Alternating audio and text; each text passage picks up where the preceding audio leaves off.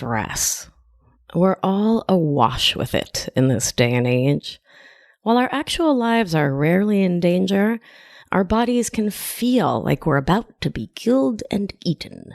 And they respond how they're supposed to, by flooding our perfect little bodies with gallons of stress hormones in a process known as the stress activation response. If we don't complete this cycle and signal to our bodies that we're safe and all is well, we can stay stuck in that lousy feeling sympathetic nervous system, our fight or flight, unable to calm ourselves or to find the relief we need to deal with the next jerk at work, the next call from our parents, the next fight with our loved one, the next stressful commute.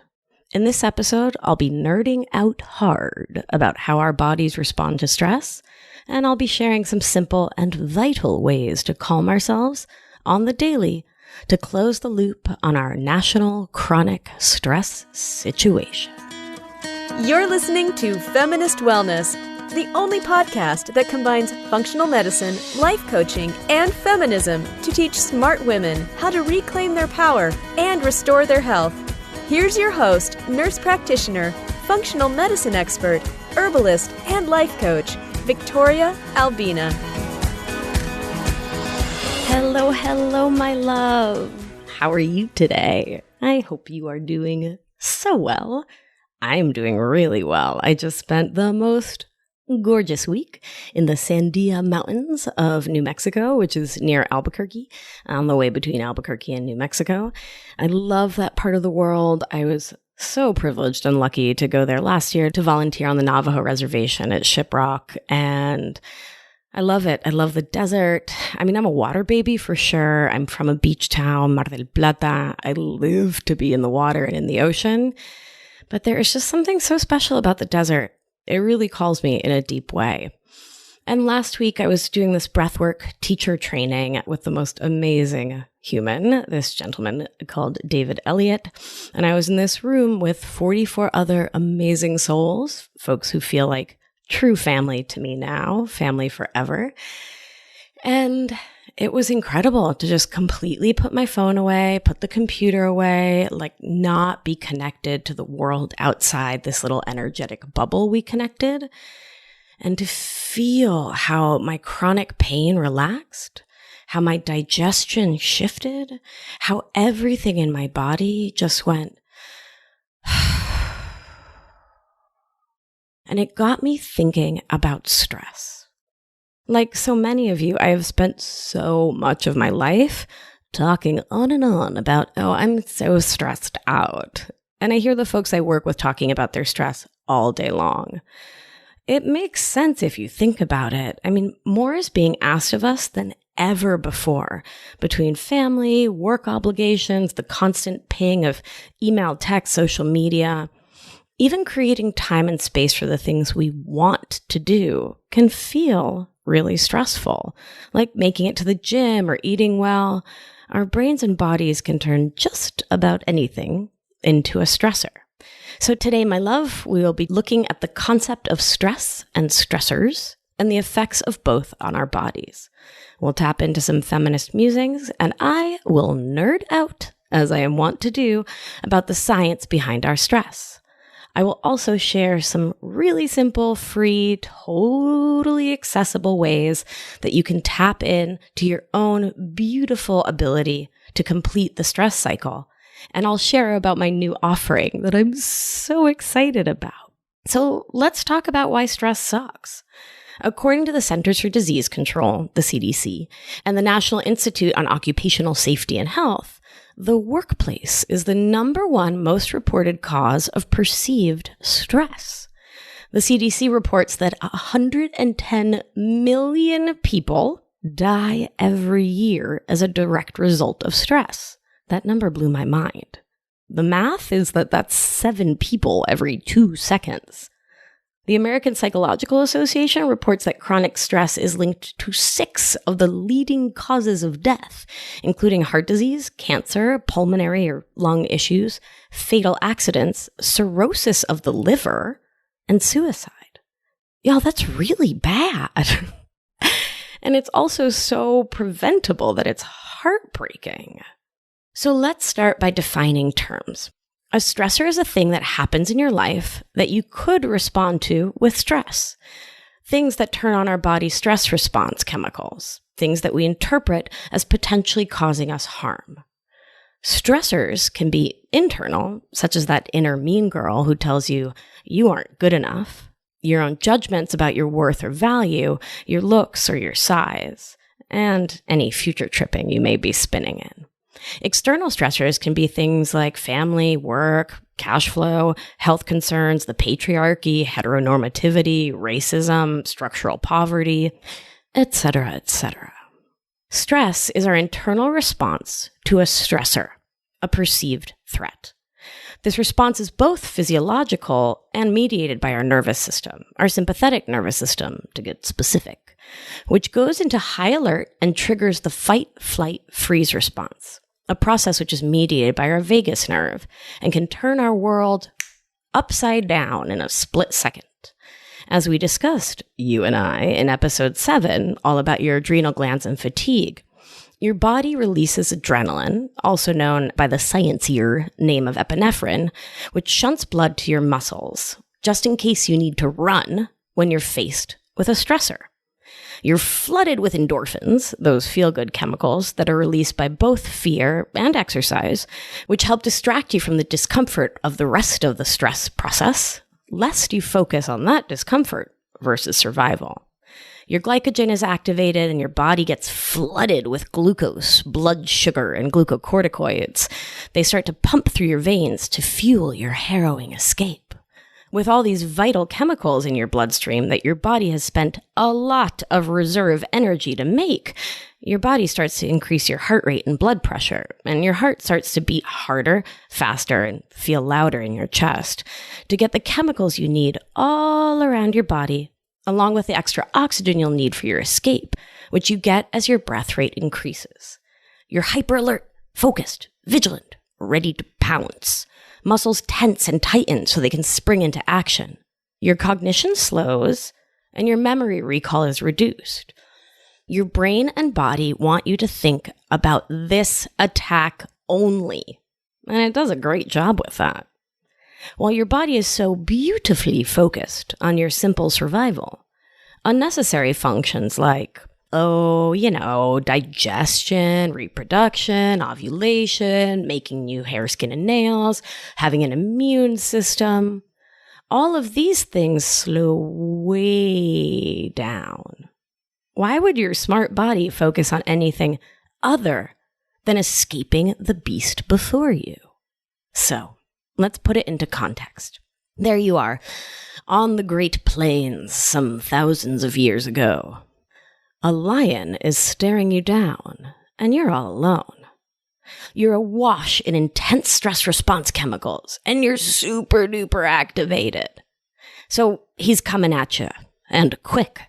You have 3 choices: fight, anger, flight, fear, or freeze, play dead, and cross your fingers.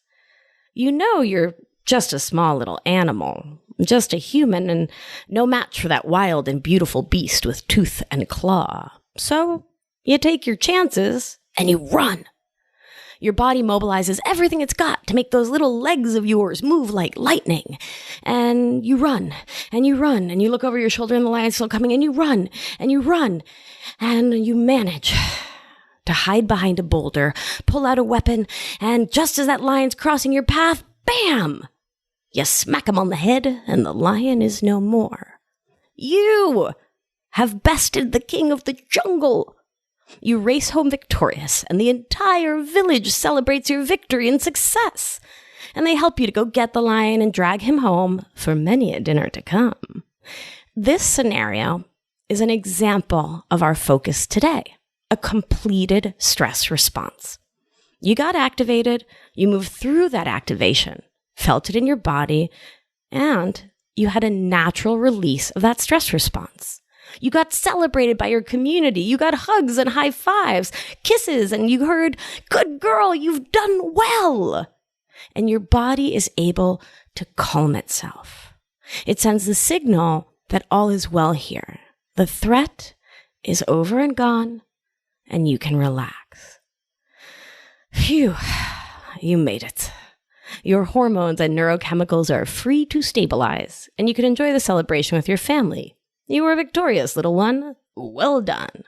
In another scenario, you're back on the plains and that lion is chasing you, and you're running full speed when the lion all of a sudden gets a call on his cell phone.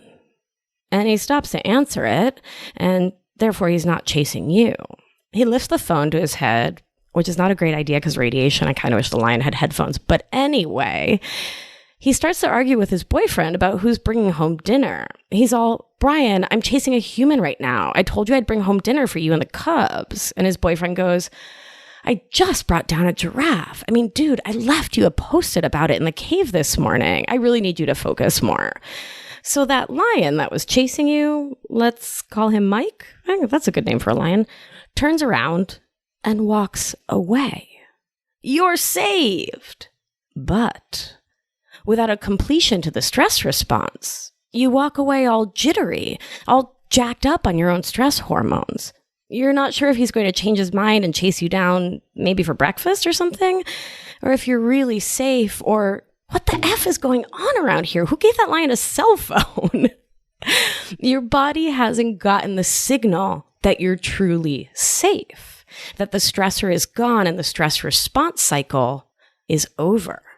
Eliminating the stressor doesn't do that for you. It doesn't make the stress go away until it's gone from our bodies. So let's say you walk back to your village and you recount the story of Mike the lion and your harrowing escape, and your family's so excited and hugs you and celebrates you and chants in prayer about your good fortune. High fives abound. Then your body gets the signal. The stress cycle is complete, and you are now flooded with feel-good hormones, and the panic chemicals turn off in response. You feel seen, heard, held, loved, and your body can calm itself, can shut those little stress chemicals off, and can turn your digestion, immune system, hair-making factory, aka mitosis, back on, and can get back to the business of being a human, lion attack free. The problem in our kooky modern lives is that our sweet little primitive lizard brains, the oldest and least evolved part of our thinking parts, not casting stones, it's just science, can get really confused and can think that a family member that irritates you, a schmuck at work, an ex you see on the regular at the co-op or whatever, the fact of taxes or Instagram or dating, or whatever it is that you perceive as stressful is actually a stressor. But the problem is, you can't exactly jump across the conference room table and wrestle that schmuck at work to the ground, kill him and raise his head in the air victorious. I mean, HR would have a field day with you. And the mess on the carpet, it's all too much. So you sit there, quietly, politely stewing in your own adrenaline, cortisol, and all the rest of those stress hormones as he keeps saying word after word that annoys and annoys you and raises your stress response. Your body is activated. And if you and the dude keep having to sit across from each other at meetings, you're going to stay activated in that stress response until you do something about it. And doing something about it is so vital for our mental, physical, and spiritual health. As I said before, stress can literally kill you. And it's the death of 1,000 lousy little cuts, wearing down your cardiovascular system, your adrenals, your everything, causing chronic pain and discomfort, leaving you depressed and anxious. And it makes your hair look terrible. And I'm a Leo, so I worry about such things. Unless you take active steps to complete the stress response cycle, your body will stay stuck in freak-out mode until you're too worn out to even begin to take fight or flight, and your body puts you in the timeout corner in freeze and fatigue. So, with this very nerdy understanding of what stress and stressors are, why they're so bad for our health, and how vital it is to complete the stress activation or stress response cycle, it's important to talk about how and why we get stuck in chronic stress. why we may suppress, delay, or ignore our own stress response, our body's cries to scream, hit, run, fight, or flight 1,000,000 times a day. I want to start by saying that sometimes keeping quiet and not fighting back is the physically safer bet. So, it's hot out in New York City, which means that sexual harassment season hath begun. It is generally a safer plan for small me to wear big old headphones and sunglasses when I'm walking around in the summer and not to scream back at dudes saying gross things to me on the street. So I choose to delay my freak out, to keep my body safe and keep walking most of the time. Though I do sometimes speak up. Whether that's safe or not is questionable, but that's my reality. And every time I push those feelings down, boom, stress response cycle activated and release denied. As a human socialized as a woman, I was taught, and society loves to remind me, and most of us socialize as women, that speaking up or speaking bad is uncouth, impolite, not something we should do. Don't be inappropriate. Oh, don't upset your father. Oh, you know how your cousin can be. Just let it go. That person didn't mean to upset you. When your body just wants a physical action response, like we would have had on the Great Plains all those years ago. When you can't respond as you'd like, or you feel shame or guilt for doing so, and are internalizing those messages, you stay trapped in stress. And finally, and the reason why all the tips to follow are daily activities, daily stressors lead to daily stress. If you aren't giving your body what it needs to complete the cycle, each day's wee stressors will add on to the previous days and the days before that until you collapse in a pile of your own unreleased stress. So I want to take a second to talk about the freeze part of the fight, flight, freeze sympathetic nervous system. So freeze is fascinating to me. So the lion's on your tail, you run, you're all full of adrenaline, all of that, all frantic. The lion doesn't get a phone call and he catches you. You feel his fangs on your leg and you collapse to the ground. You realize that it's last resort time if you're smaller than a lion and really tired. So you play dead. While that might sound like a moment of rest, freeze is actually super exhausting to your body. It's like slamming on the brakes in the middle of racing your bike down a massive hill. You're bound to go flying over the handlebars. Ass over tea kettle. I love American expressions and I'm not very good at them. Like my parents didn't know them or say them growing up. And they crack me up. Quick side note, my mom always said, we'll jump off that bridge when we get there. And I was literally like 30 years old by the time someone corrected me that it was actually cross that bridge when we get there. So you're all panicked, you're all freaking out, you're all in fight or flight. And then your body goes, puts the brakes on, ass over tea kettle, you go flying into parasympathetic nervous system, rest and digest system. It gets swapped out so quick for the part of you that's freaking out, and you shut down. If you've ever been in an actually scary or dangerous situation and felt like you couldn't respond, like your body literally wouldn't let you scream or hit or do anything, that was because your perfect body had perceived the situation to be end of days dangerous and froze you right down. You didn't do anything wrong, nor did your body. It was trying to protect you the only way it knew how.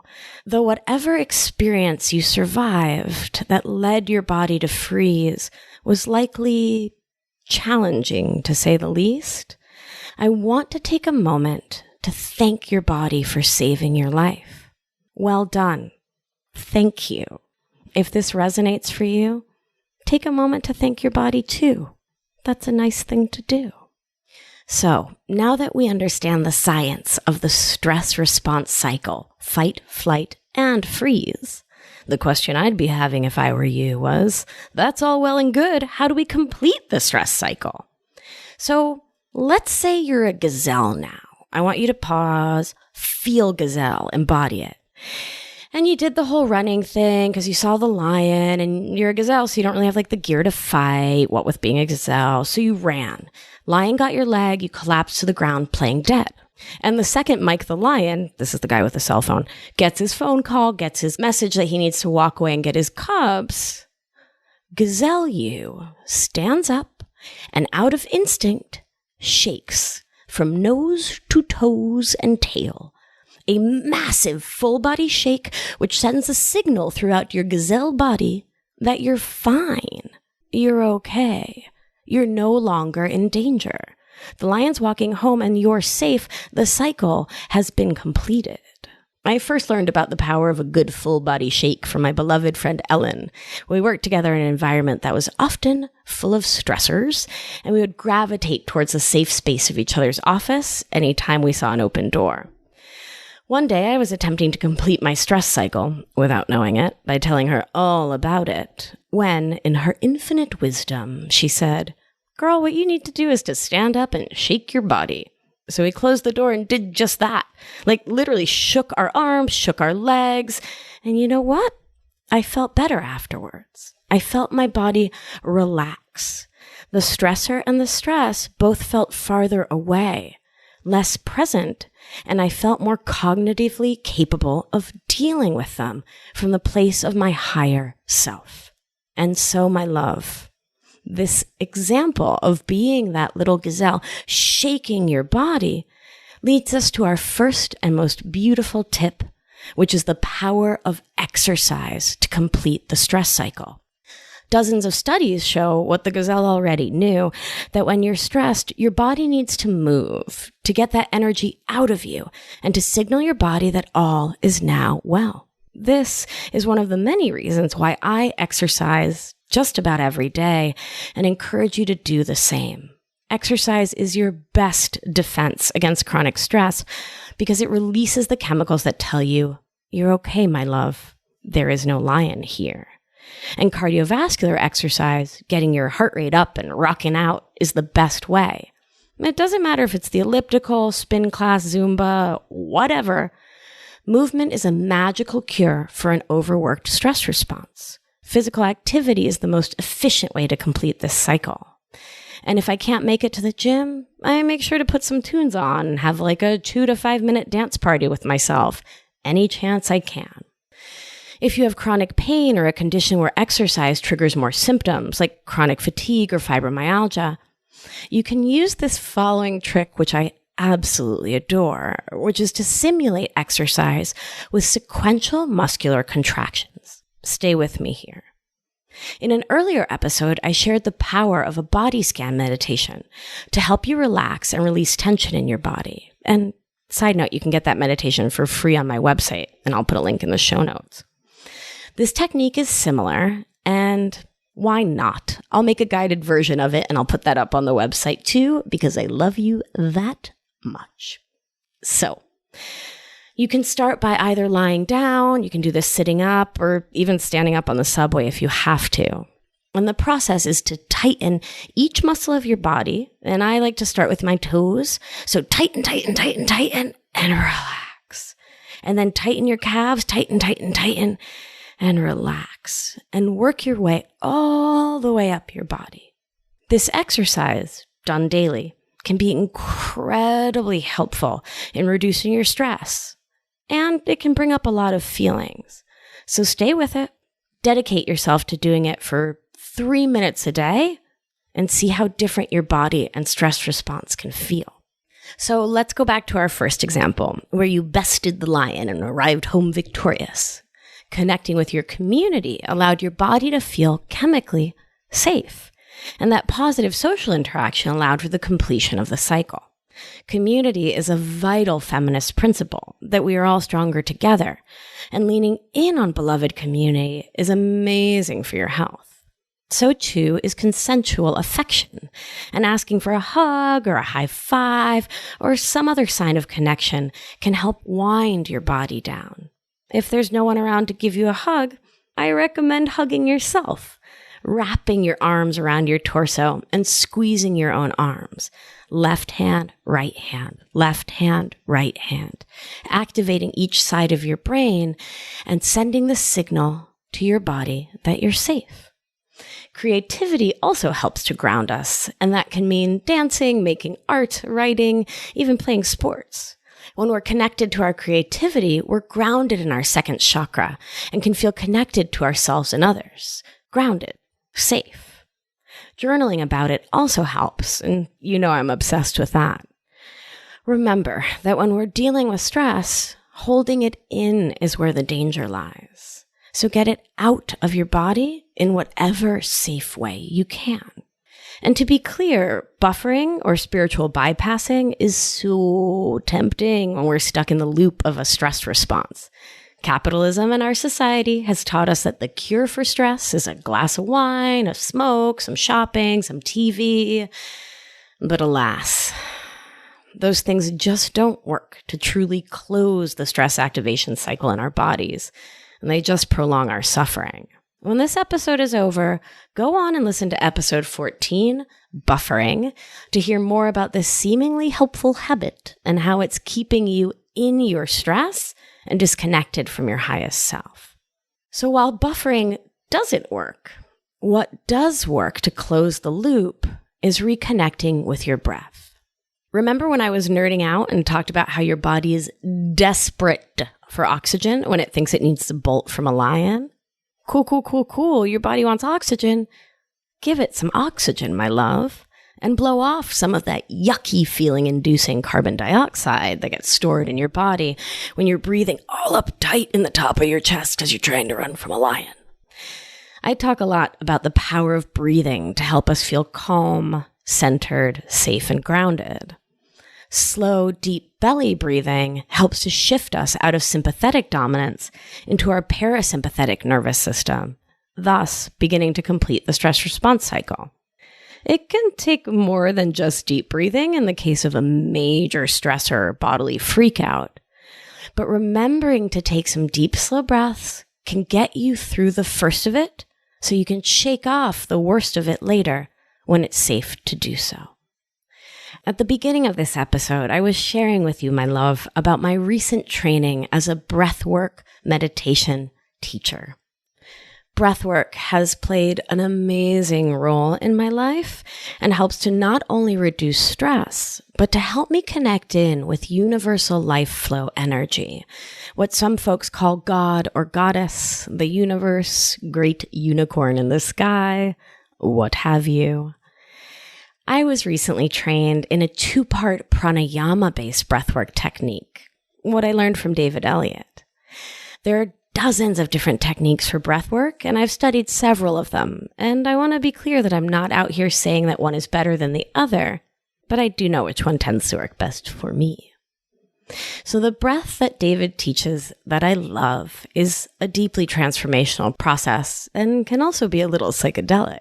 Like, you breathe until you literally feel like you're both leaving your body in a way, but also getting deeper into your body in a way. And you might be talking with your dead, and you might be talking with the living that you've never been able to talk with.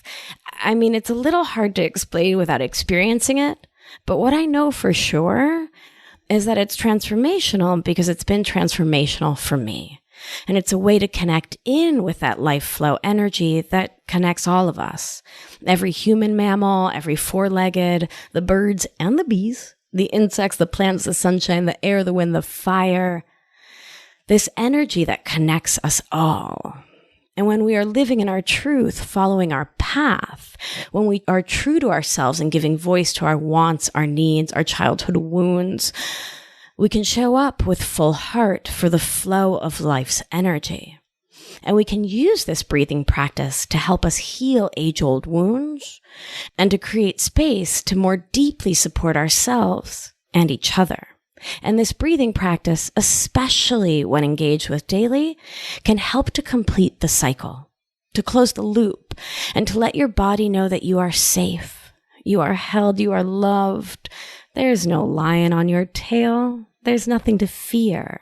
You are safe to relax, and your body can return to that beautiful parasympathetic state with full digestive capacity versus IBS symptoms, full immune function versus being the one that always catches every little bug or cold going around town, full adrenal function instead of constant fatigue, full cognition versus brain fog. I'm so dedicated to the power of this work that I've created an online breathwork experience that you can do from the comfort of your own home to help you shift and transform your relationship with yourself and the world. Head on over to my website, hop on my email list to be the first to learn about this simple transformational practice. I'll put a link in the show notes on my website and Instagram. Oh, you can follow me there at Victoria Albina Wellness. So you can access this course, which is an introductory course to a breathwork practice, which you can download and do at home on your own, in your own time. You'll have it forever and ever to help you begin this transformational healing and to know that you have a new tool in your toolbox that can help you to complete the stress cycle, coming to a place of true freedom from stress versus just doing what most of us have learned to do, which is to continue to hold stress in our bodies and to therefore feel like the victim of our stress versus the powerful being that I know you are, the being who can release that stress experience. All right, my love, it has been such a pleasure, as always, to nerd out with you and to share these simple tips for completing your stress response. In a coming episode, I'll be talking about the language we use to talk about stress and how that can keep us stuck in these loops. For now, give yourself a hug, squeeze those muscles tight, and enjoy the release of tension. Go out for a run, lift some weights, dance in your living room. Hug someone if that's available, or pet an animal. Lean on your beloved community in person or online. Tell yourself just how much you love you and that you are safe, you are held, you are loved. And consider adding a daily exercise or breathwork practice, or both, into your beautiful life. Your amazing human body will thank you. Thanks for tuning in, my love. I hope this information was helpful for you. And I'm so excited to be sharing this new breathwork offering with you. It's been many, many, many years in the making, and I'm so glad it's finally here. I'm sending you so much love and healing energy. Take good care of you, and remember, when one of us heals, we help heal the world. I love you. Be well. Thank you for listening to this week's episode of Feminist Wellness. If you like what you've heard, head to victoriaalbina.com to learn more.